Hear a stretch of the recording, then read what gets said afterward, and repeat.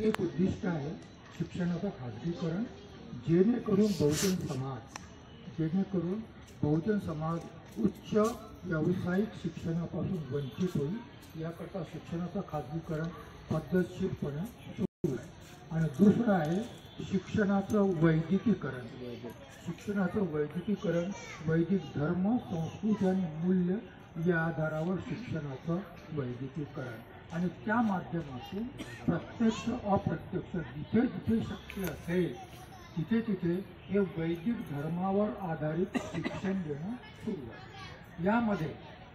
यामध्ये फक्त IIT नाही, यामध्ये ITI,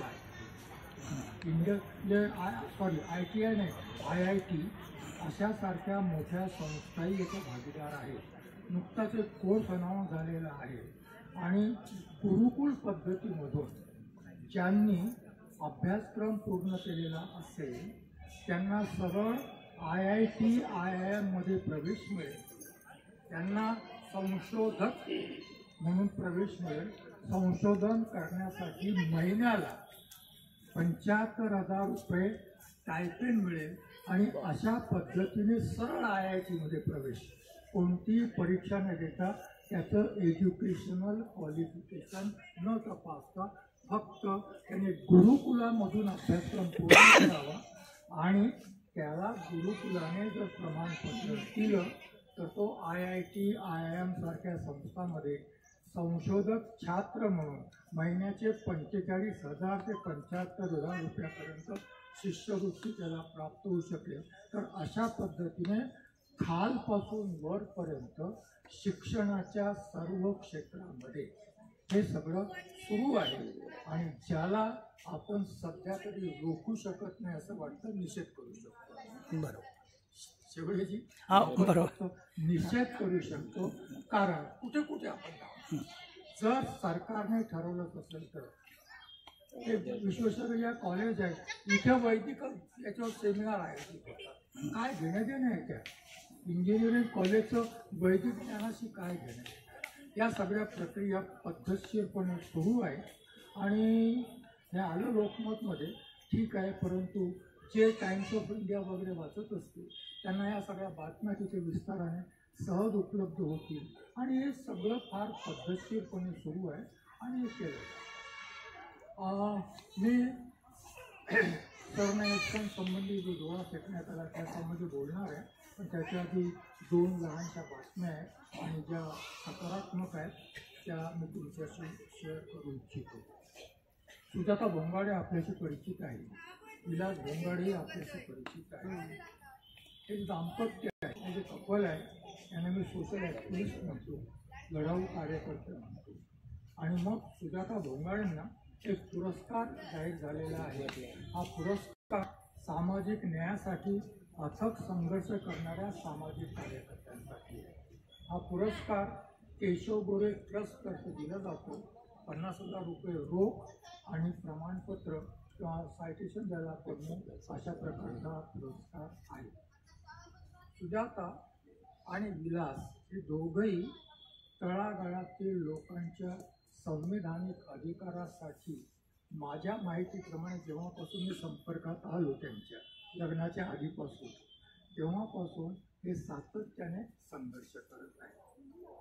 घरेलू कामगार संघटना सुजाताने बांधलेली आहे.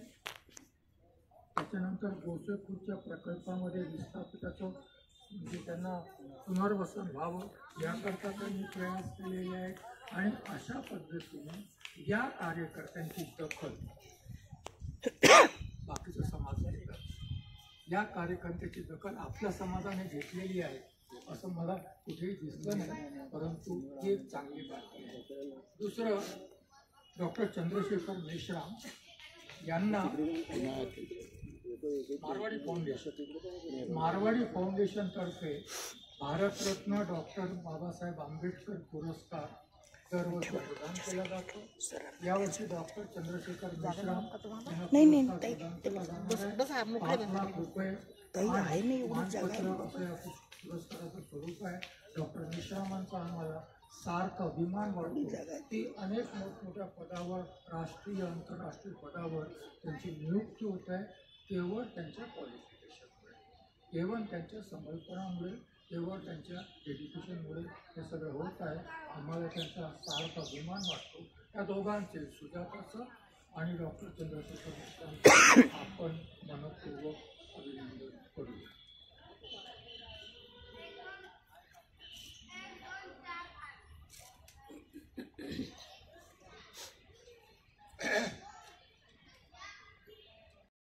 सगळ्यांना, परंतु तरी मी थोडंसं वेगळ्या पद्धतीने सरन्यायाधीशाचं प्रकरण वेगळ्या पद्धतीने मांडायचा प्रयत्न मी करणार आहे. 6 डिसेंबर 2025 सर्वोच्च न्यायालयात कोर्ट सुरू होतं. न्यायाधीश महोदय आपल्या आपल्या न्यायासनावर बसलेले आहे. प्रकरण सुरू आहे, केसची सुनावणी होत आहे. आणि मग त्या दिवशी 6 डिसेंबर भारताच्या ते सर्वोच्च न्यायालयात न्यायासनावर असताना, प्रकरणाची सुनावणी करत असताना त्यांच्या दिशेने जोडा फेकण्यात येतो. 6 ऑक्टोबर ही घटना आहे, जोडा फेकण्यात. कदाचित भारताच्या न्यायव्यवस्थेच्या इतिहासात, भारताच्या न्यायव्यवस्थेच्या इतिहासातील भारताच्या संविधानावर आणि भारताच्या न्यायव्यवस्थेला आव्हान देणारी, अपमानित करणारी, अवमानना करणारी ही सगळ्यात मोठी आणि अभूतपूर्व अशी घटना असावी. याच्या आधी सर्वोच्च न्यायालयात असं काही घडल्याचं उदाहरण मला माहीत नाही. असं काही झालं असण्याची मला कल्पना नाही. त्याची पार्श्वभूमी समजून घ्या. पार्श्वभूमी आहे 16 सप्टेंबर 2025चा एक निर्णय. त्या बेंचवर सरन्यायाधीश होते. मी सरन्यायाधीश शब्द वापरतो आहे, अजून बी आर गवई नाही म्हटलं. बी आर गवई म्हटलं मी, त्याचं कारण नंतर सांगेन. मी सरन्यायाधीश शब्द वापरतो आहे. सरन्यायाधीश त्या बेंचवर होते, आणखीन एक न्यायाधीश त्या बेंचवर होते आणि खटला सुरू होता. त्याच्यापुढे याचिका दाखल करण्यात आलेली होती. खजुराहोचं मंदिर आहे, खजुराहोचा मंदिर परिसर आहे, एक मंदिर नाही आहे. किती लोकांनी पाहिलेलं आहे मला माहीत नाही. नसेल पाहिलं तर आवर्जून पाहावं, जावं, गेलं पाहिजे. अशा स्थानी भेटी दिल्या पाहिजेत. जर बाकीच्याने दीक्षाभूमीवर यावं असं आपल्याला वाटते तर आपण बाकीच्या स्थळांना भेट दिली पाहिजे. हे तसं ज्याला धार्मिक कमी आणि बाकीच्या गोष्टीसाठी हे मंदिर जास्त असलेलं आहे. खजुराहोच्या मंदिरामध्ये एक विष्णूचं मंदिर आहे. ते भग्नावस्थेत होतं, मूर्ती तुटलेली होती, मूर्तीचं शिर तुटलेलं होतं. याचिकाकर्त्याला असं वाटतं, म्हणजे ज्यांना कोणाला आहे सगळ्यांना असं वाटतं की सगळे सोल्युशन्स न्यायालयात आहेत. न्यायालयाने आदेश दिला की सगळं काही होतं. आणि मग हे सर्वोच्च न्यायालय आपली असहाय्यता व्यक्त करताना आमच्या सरन्यायाधीशांना मॉरिशसमध्ये आमंत्रित करण्यात आलेलं होतं. आणि तिथे त्यांनी भाषण दिलं की भारतामध्ये बुलडोझरचं राज्य नाही, भारतामध्ये कायद्याचं आणि संविधानाचं राज्य आहे. काय भाषण दिलं तिथे? भारतामध्ये बुलडोझरचं राज्य नाही, भारतामध्ये संविधानाचं आणि कायद्याचं राज्य आहे. सर्वोच्च न्यायालयाने निर्णय दिला की बुलडोझरची कारवाई करण्यापूर्वी कायदेशीर प्रक्रिया पूर्ण केली जावी. परंतु उत्तर प्रदेश सरकारच नाही तर ज्या ज्या ठिकाणी बुलडोझर कल्चर आलेलं आहे कायद्याची कोणतीही प्रक्रिया पूर्ण न करता भरपाटी जाते. मग सर्वोच्च न्यायालयाच्या निर्णयाचं काय? सर्वोच्च न्यायालयाच्या निर्णयाचं काय? सर्वोच्च न्यायालयाला प्रश्न विचारला तर सर्वोच्च न्यायालय म्हणतो ज्याचं घर पाडलं गेलेलं असेल किंवा पाडण्यात येणार असेल त्याने जर आमच्याकडे याचिका दाखल केली का सर्व जर अपमान आहे तर आम्ही दखल घेऊ, अन्यथा आम्ही काही करू शकतो. बरोबर आहे का ॲडव्होकेट? बरोबर आहे का? बरोबर आहे. म्हणजे या देशामध्ये सर्वोच्च न्यायालयाने दिलेल्या निकालाचं पालन शासन करेलच अशी सर्वोच्च न्यायालयाला खात्री नाही आहे. तुम्हाला आम्हाला खात्री असेल तर तो भाग वेगळा, कारण अशी गॅरंटी आता सर्वोच्च न्यायालय देऊ शकत नाही. कारण त्यांनी दिलेला निर्णय लागू करण्याची यंत्रणा त्यांच्याकडे नाही, जोपर्यंत शासन प्रशासन संविधानाशी बांधील राहून सर्वोच्च न्यायालयाचे निर्णय लागू करत नाही तोपर्यंत. कायदेबाय विषय येता सर्वोच्च न्यायालय किती अद्भुत आहे आणि कशा पद्धतीचं आहे. कधी काळी केरळ शबरीमाला मंदिराचं प्रकरण सर्वोच्च न्यायालयात होतं. तिथे त्या मंदिरामध्ये 400 वर्षाची एक परंपरा होती. त्या परंपरेनुसार स्त्रीला 10 वर्षापासून तर 50 वर्षापर्यंत हा तिचा मासिक पाळीचा काळ असतो, रजस्वला होण्याचा काळ असतो. या काळात त्या मंदिरात प्रवेश बंदी होती. का बंदी होती? कारण तिथे जी मूर्ती आहे ती कार्तिकेयची मूर्ती आहे. कार्तिकेय माहीत आहे, त्यांनी पुराण वगैरे वाचलं असेल. शिव पार्वतीचे 2 पुत्र, एक गणपती आणि दुसरा कार्तिकेय. त्यापैकी तो हा कार्तिकेय. कार्तिकेय अविवाहित आहे, कुमार आहे. आणि मग अशी रजस्वला झालेली नाही, होण्याची शक्यता असलेली स्त्री जर त्या मंदिरात गेली तर तो अपवित्र, म्हणून तिला बंदी होती. कोणीतरी सर्वोच्च न्यायालयात केस दाखल केली आणि मग सर्वोच्च न्यायालय निकाल दिला की हा त्या व्यक्तीच्या फंडामेंटल राईट्सच्या, धर्मस्वातंत्र्याच्या अधिकाराच्या विरोधी आहे. त्याच वेळी भारताचे तत्कालीन आणि वर्तमान सुद्धा गृहमंत्री केरळमध्ये जाऊन बोलतात की हा निर्णय लागू करू.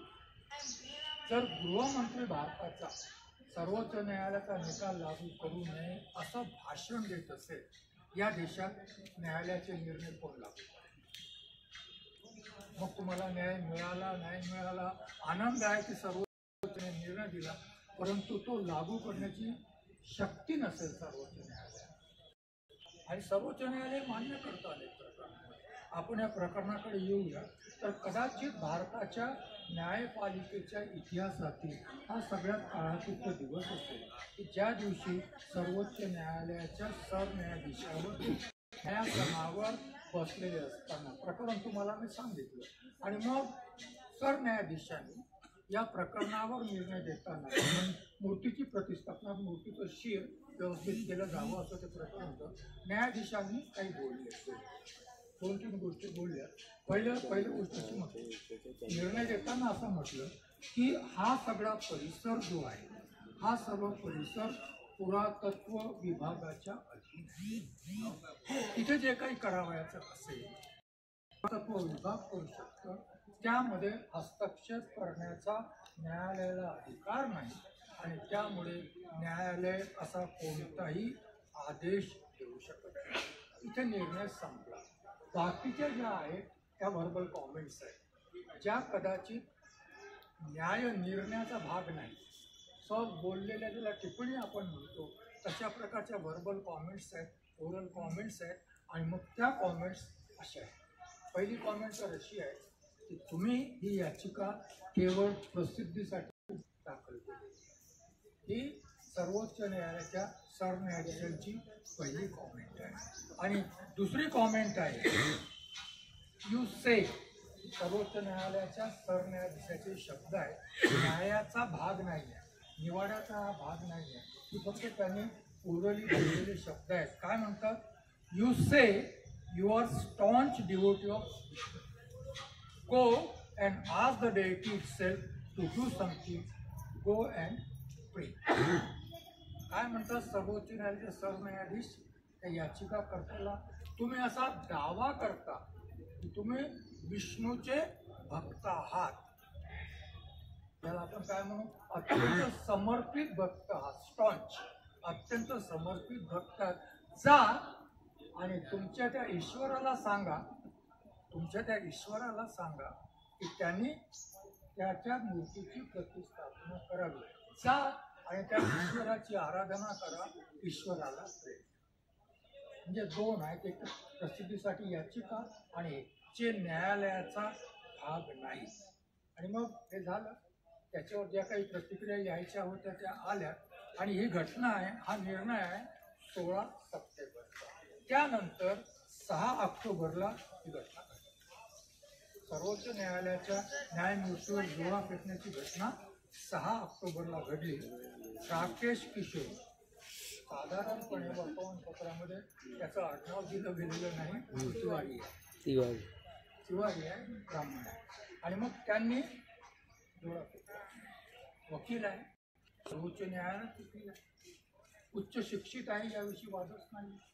उच्च शिक्षित आहे तरीही असा माणूस जेव्हा करतो तेव्हा मग त्या पृथ्वीकडे वेगळ्या दृष्टिकोनातून पाहण्याची गरज आहे. आणि मग डोळा फेकल्यानंतर वकील आहे, मी काही अपराध केलेला आहे याचा अपराध बोध त्याला मुळीच नाही. तो जाताना काय म्हणतो की सनातन धर्म का अपमान नहीं सहेगा. त्याला म्हणायचं हे आहे की सरन्यायाधीशांनी या ज्या टिप्पण्या केलेल्या आहेत या टिप्पण्या माझ्या दृष्टीने सनातन धर्माचा अपमान आहे. आणि सनातन धर्माचा हा अपमान हिंदुस्थान सहन करणार. मी हिंदुस्थानातील सनातन धर्माचं प्रतिनिधित्व करतो आणि म्हणून मग या त्यांच्या विधानाचा निषेध म्हणून मी त्यांच्यावर डोळा. ही आहे वैदिक धर्माची, सनातन धर्माची असहिष्णुता. कधी कधी काय असतं की एखादं विधान कोण बोलतं यावरही बऱ्याचशा प्रतिक्रिया अवलंबून असतात. एकाने बोललेलं सहज चालून जाईल, परंतु तेच विधान जर दुसरा करत असेल तर ते विधान सहन केलं जाईलच असं काही नाही. आणि त्यामुळे हे लक्षात घ्यायला लागेल की कोण बोललं आणि मग त्याच्यावर काय प्रतिक्रिया आली. कदाचित हे कृत्य करताना का केलं असेल त्यांनी हे कृत्य, जसं मी सांगितलं तुम्हाला की कोण बोलतं हे महत्वाचं. जर हे बोललं गेलं तेव्हा त्याच्या नजरेपुढे पी.आर. गवई, त्याच्या नजरेपुढे कोण होते?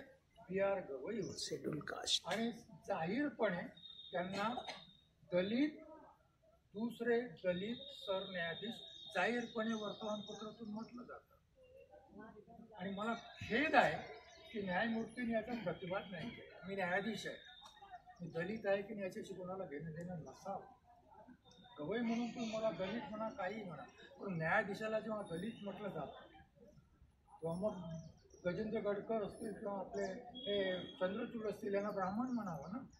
त्यांना कोणी ब्राह्मण म्हणून उल्लेख करत नाही. मग गवईंचाच उल्लेख अशा पद्धतीने का आपल्याला?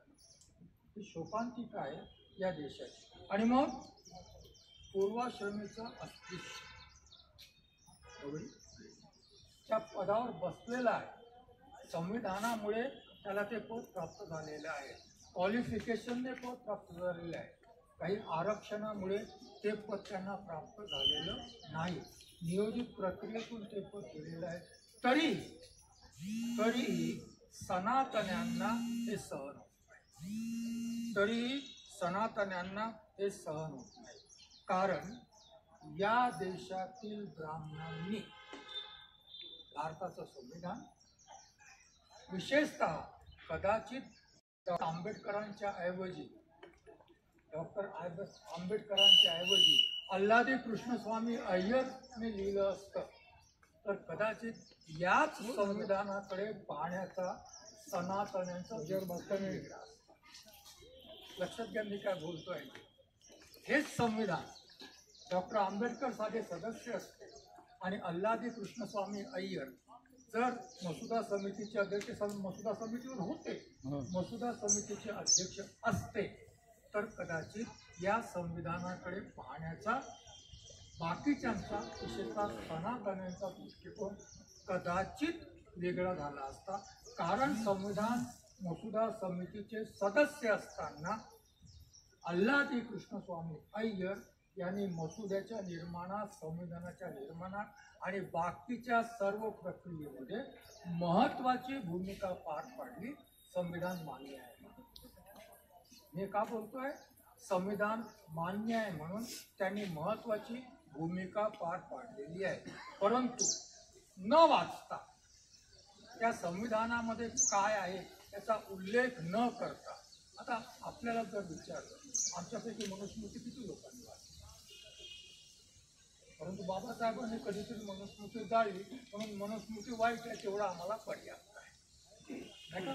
मनुस्मृतीचा निषेध करण्याकरता तेवढा आम्हाला पर्याप्त आहे. तसंच संविधान न वाचता किसने लिखा? अरे यार वो कोई था आम्बेडकर नाम का, उसने लिखा. तो अच्छा कैसे हो सकता है?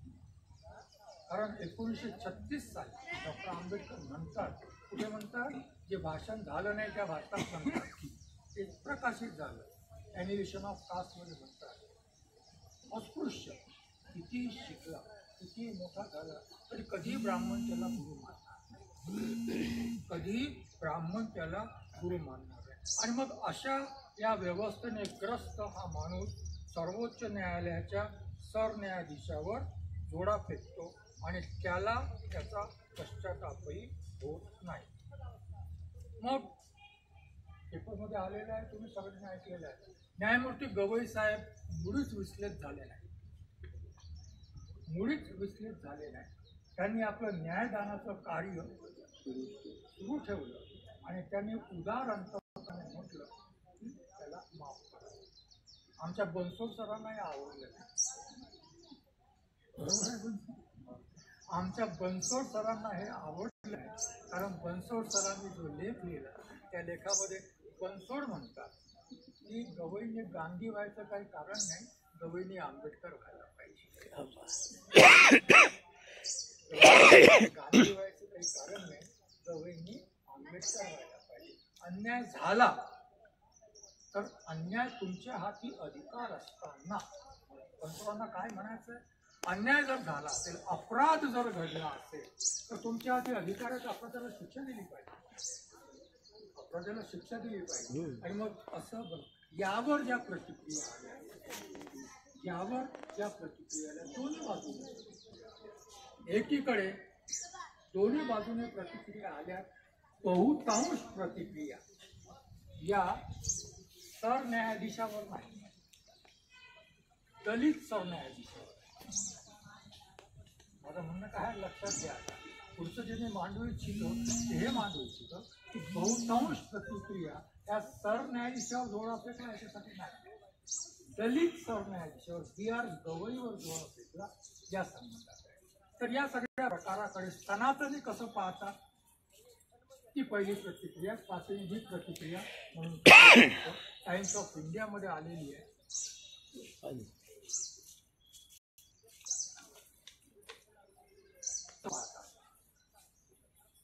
कोणाची आहे ही प्रतिक्रिया?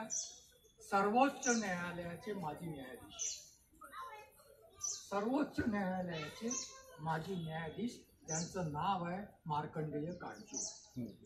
काय प्रतिक्रिया आहे त्यांची?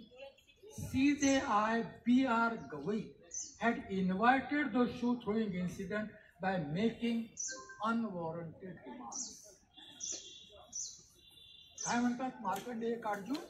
CJI Gavai, B.R. Gavai had invited the shoe throwing incident by making unwarranted demands.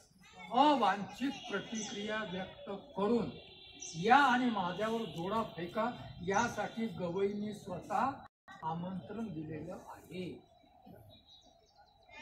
अनवॉरंटेड remark, invitation दिलेलं आहे की या आणि माझ्यावर जोडा फेका. कोणाची प्रतिक्रिया झाली? मार्कंडेय कांचू. आणि हा एकमेव आहे का सर्वोच्च न्यायालयाचा? हा एकमेव सनातनी होता का? सर्वोच्च न्यायालयात आता नाही आहेत का सनातनी? सर्वोच्च न्यायालयात आताही सनातनी आहे आणि हे या गोष्टी. आणि म्हणून जर म्हणजे सहज बोलता बोलता हे सगळ्या विषयाचा थोडासा 2-4 मिनिटं तुमची जास्त वेळ घेईल तेव्हा माफ करा मला.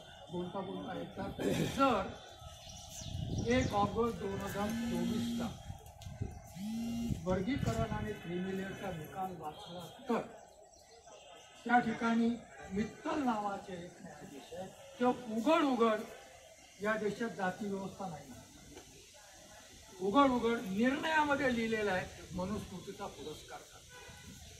आणि मनुस्मृतीचा पुरस्कार करताना त्याच वेळी त्यावेळचे तत्कालीन आणि आताचे सरन्यायाधीश बी आर गवई यांनी क्रिमी लेअरचा जो निर्णय दिला त्याचं समर्थन करायचं.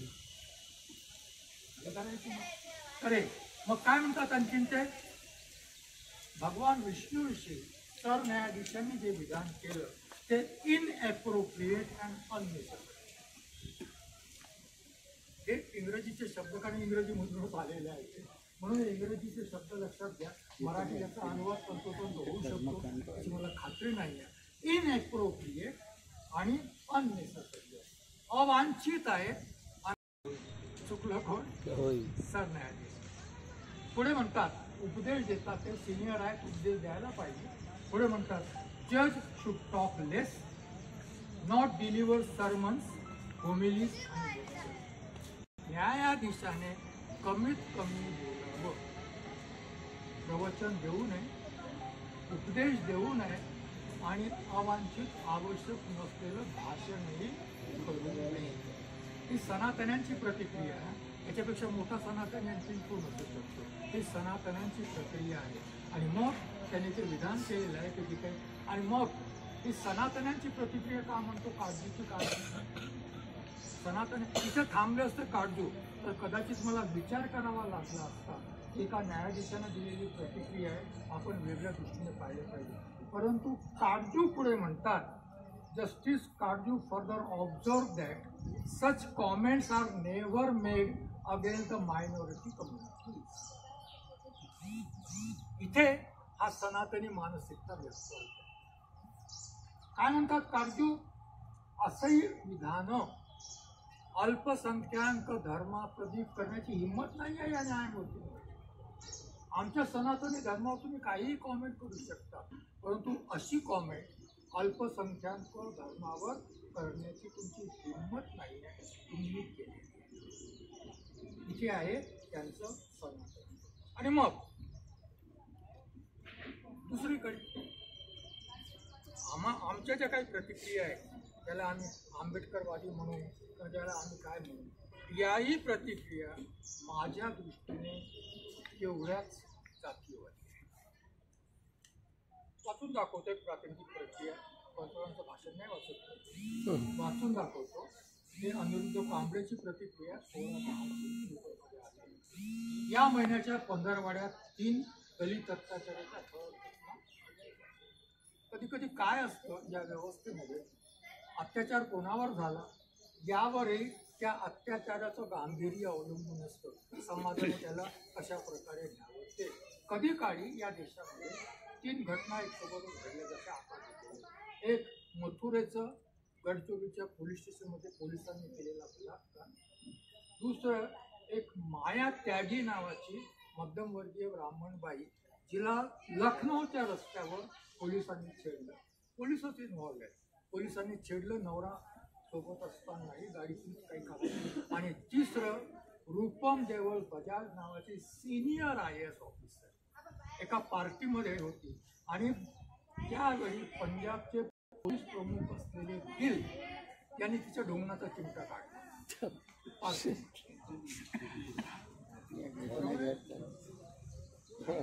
परंतु कोणाला न्याय मिळाला माहीत नाही. परंतु बजाजचं प्रकरण जेवढं गाजलं तेवढं कोणतंच मथुरेला शेवटपर्यंत न्याय नाही मिळाला.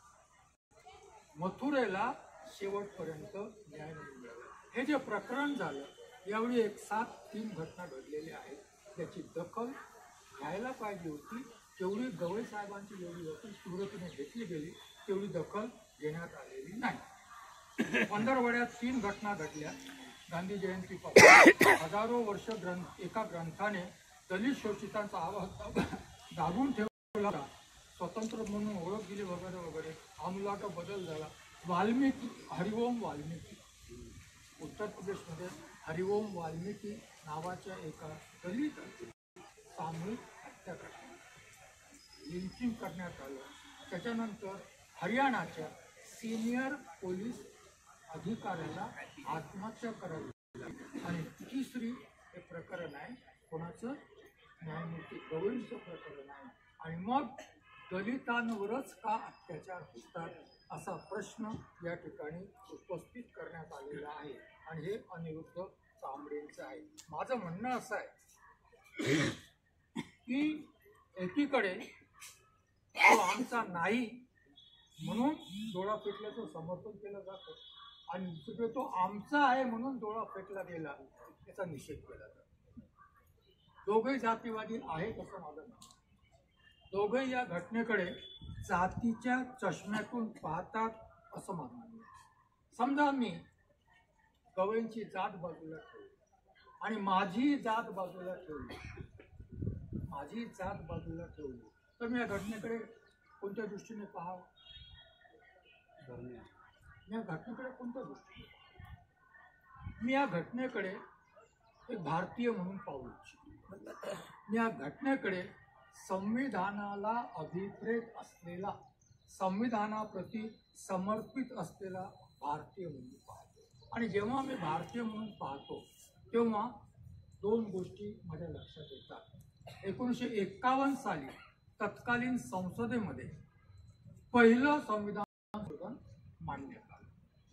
पहिलं संविधान संशोधन ते सर्वोच्च न्यायालयाच्या निर्णयाला निरस्त करण्यात आलं.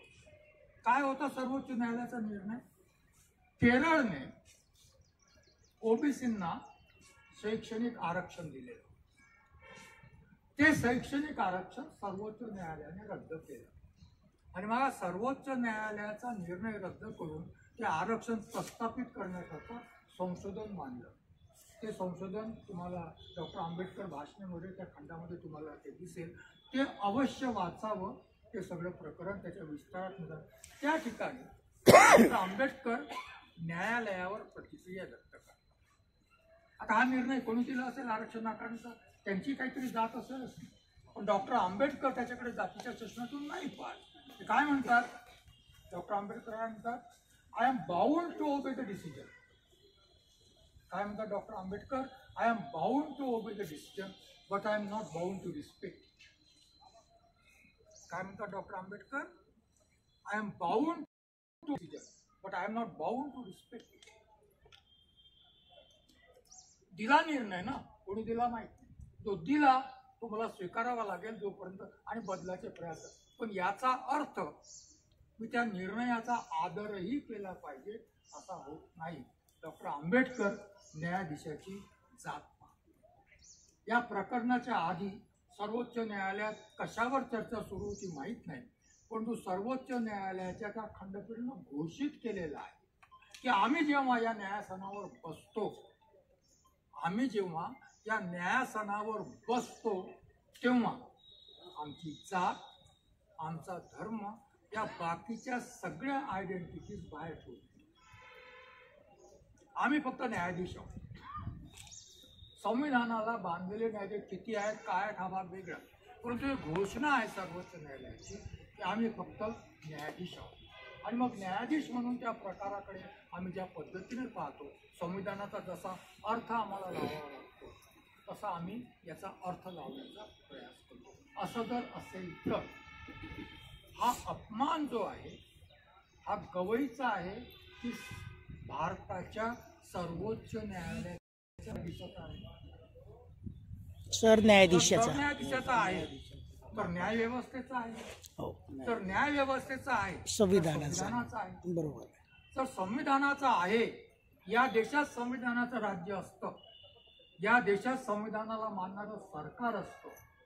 या देशात संविधानाशी प्रामाणिक असलेल्या यंत्रणा असतात. तर या सगळ्या प्रकारामध्ये यंत्रणेचा रिस्पॉन्स काय आहे? मोदींनी एक औपचारिक प्रतिक्रिया व्यक्त केली. बाकी शासन, प्रशासन, लोकसभेचे सभापती, राष्ट्रपती, उपराष्ट्रपती, न्याय व्यवस्था सर्वोच्च न्यायालयात बसले एकत्र. एखाद्या हायकोर्टाचे न्यायाधीश बसले एकत्र की आम्ही याचा निषेध करतो म्हणून. महाराष्ट्राचा सुपुत्र म्हणणाऱ्या गवळीवर हे जे प्रकरण घडलं, महाराष्ट्राच्या सरकारने काय वाचलं? तुम्ही कुठे याचा निषेध केला? वाचलं? कारण त्यांच्या दृष्टीने ते गवई आहे. आणि मग मला आठवतं, आमची स्थिती फार वाईट आहे. शेवटीची आमची स्थिती फार वाईट आहे. कधी काळी केंद्रीय मंत्रिमंडळात एक मंत्री होते VK सिंग. किती प्रामाणिक मंत्री असेल, तो सरसेनापती होता आणि त्याला 1 वर्ष एक्सटेन्शन मिळावं म्हणून जन्मतारखेत त्याने बदल केलेला. त्याच्या जन्मतारखेत त्याने इतका प्रामाणिक होता तो आणि मग मंत्री झाला. आणि मग एकदा कुठेतरी हरियाणामध्ये एक घटना घडली दलितांवर, अत्याचार झाला आणि त्याला विचारलं की प्रधानमंत्री का बोलत नाही. रास्ते में कुत्ता चलता है, उसको किसी ने पत्थर मार तो उस पर भी बोलना चाहिए क्या प्रधानमंत्री ने? ही आमची लायकी आहे, ही आमची लायकी आहे या देशामध्ये. काय म्हणतात मंत्री महोदय, मंत्री असताना म्हणतात सड़क पर कुत्ता जा रहा है, उसको किसी ने पत्थर मारा तो उस पर भी प्रधानमंत्री ने बोलना चाहिए क्या? ही आमची लायकी आहे. आणि म्हणून मग यांच्याकडून कोणतीही प्रतिक्रिया व्यक्त करण्यात आलेली नाही. मग जर प्रतिक्रिया व्यक्त होत नसेल, तुम्ही वाचलं का? मला माहिती नाही, वाचलं सगळं. प्रधानमंत्र्यांनी थोडंसं जे काही बोलले औपचारिकता म्हणून, राष्ट्रपतींनी बोलू नये. कारण तुम्हाला आम्हाला माहीत असायला पाहिजे की राष्ट्रपतीला शपथ सर्वोच्च न्यायालयाचा सरन्यायाधीश देतो. राष्ट्रपती निर्वाचित झाल्यानंतर शपथ कोण देतो त्याला? मग त्याचं स्टेटस काय आहे? त्याचं स्टेटस काय आहे? ते स्टेटस असलेल्या माणसावर बूट फेकला जात असताना या देशाचा किंवा देशाची राष्ट्रपती जर बोलत नसेल, या देशाची संसद जर विशेष अधिवेशन भरून प्रस्ताव पारित करीत नसेल, या देशाचं शासन प्रशासनातला एकही मंत्री जर यावर प्रतिक्रिया व्यक्त करत नसेल, तर या देशात संविधान अस्तित्वात आहे, संविधानिक राज्य अस्तित्वात आहे असं म्हणता येईल का? आणि मग हे अशा प्रकारच्या स्थितीमध्ये आपण या प्रतिक्रियेकडे पाहावं. पुढे थोडंसं 2 मिनिटं मी वेळ घेणार आहे. यावर त्या तिवारीवर कारवाई व्हावी याची एक प्रक्रिया आहे. ही प्रक्रिया पूर्ण करण्यात आली. प्रक्रिया म्हणजे रजिस्ट्रार सर्वोच्च न्यायालयाचे जे आहेत त्यांची अनुमती पाहिजे, ती मिळाली. त्याच्यानंतर सॉलिसिटर जनरलची अनुमती पाहिजे, ती मिळाली. अटॉर्नी जनरल असेल त्याची अनुमती मिळाली. आणि सर्वोच्च न्यायालयाच्या बार असोसिएशनच्या अध्यक्षांनी सुद्धा त्या बेंच पुढे याचिका दाखल करण्यात आलेली आहे. त्या बेंचचं म्हणणं असं आहे याचिकांवर सुनावणी केली तर यामुळे पुन्हा या घटनेला अधिक प्रसिद्धी मिळून विपरीत परिणामाची शक्यता जास्त आहे. त्यामुळे सर्वोच्च न्यायालय खटला चालवावा. माझं म्हणणं असं आहे की न्याय व्यवस्था ही अपराध घडला असेल तर तो अपराध प्रस्थापित करून अपराधाला शिक्षा देण्यात आहे. त्याच्यानंतर तुम्ही माफ करा, पण पहिल्यांदा अपराध तर प्रस्थापित करा. अपराध घडलेला आहे हे तर प्रस्थापित करा आणि नंतर तुम्हाला जे काही करायचं असेल ते तुम्ही करत बसा. परंतु अपराध प्रस्थापित करणं आवश्यक आहे. माझी विनंती आहे सर्वोच्च न्यायालयाला आणि विशेषतः सरन्यायाधीशांना, हा तुमचा व्यक्तिगत अपमान नाही, हा त्या खुर्चीचा अपमान आहे. त्या खुर्चीवर तुम्ही सरन्यायाधीश म्हणून बसलेला हा त्या खुर्चीचा अपमान आहे, हा त्या संविधानाचा अपमान आहे. आणि मग असा अपमान करणाऱ्या, संविधान द्रोह करणाऱ्या अपराधाला माफ करण्याचा अधिकार तुम्हाला संविधान नाही. त्याला शिक्षा करा, काहीही करा, त्याचा अपराध सिद्ध करा, शिक्षा करा. अन्यथा एक चुकीची परंपरा, चुकीचा पायंडा पडण्याची आवश्यकता आहे. मी हे सगळं मांडलं एवढ्याच करता की या घटनेकडे गवईंची बात काय आहे या दृष्टिकोनातून जर त्यांच्या जातीचे आणि त्यांच्या जातीचे नसलेले दोघे या दृष्टिकोनातून पाहत असतील तर या देशाची न्याय व्यवस्था संविधानाने प्रस्थापित केलेली न्याय व्यवस्था निष्पक्ष आहे, निष्पक्ष आहे, हे कधीच प्रस्थापित होणार नाही. ते जर प्रस्थापित व्हावयाचं असेल तर न्यायाधीशपदी बसलेल्या माणसाचा निर्णय मला अमान्य आहे. I am not born to respect it, परंतु म्हणून त्याने कोणत्या जातीचा न्यायाधीश आहे या आधारावर जर मी त्या निर्णयाकडे पाहत असेल तर खरी खेदाची बाब आहे या देशात 75 वर्षानंतरही सर्वोच्च न्यायालयाच्या न्यायाधीशाच्या न्यायावर तो कोणत्या जातीचा आहे या चष्म्यातून पाहिलं जात असेल तर संविधानाने काय साध्य केलेलं आहे, व्यवस्थाने काय साध्य केलेलं आहे याच्यावर गंभीरतेने विचार करण्याची आवश्यकता आहे. मी या माध्यमातून केंद्रीय शासन, केंद्रीय लोकसभा, राज्यसभा, राष्ट्रपती, उपराष्ट्रपती, संपूर्ण न्यायवृंद, महाराष्ट्र शासन यांनी या प्रकरणाची दखल घेतली नाही, या प्रकरणाचा निषेध केला नाही. याकरता मी या सर्वांचा निषेध करतो आणि एवढंच म्हणतो की कदाचित त्यांना संविधानाविषयी आदर नसावा.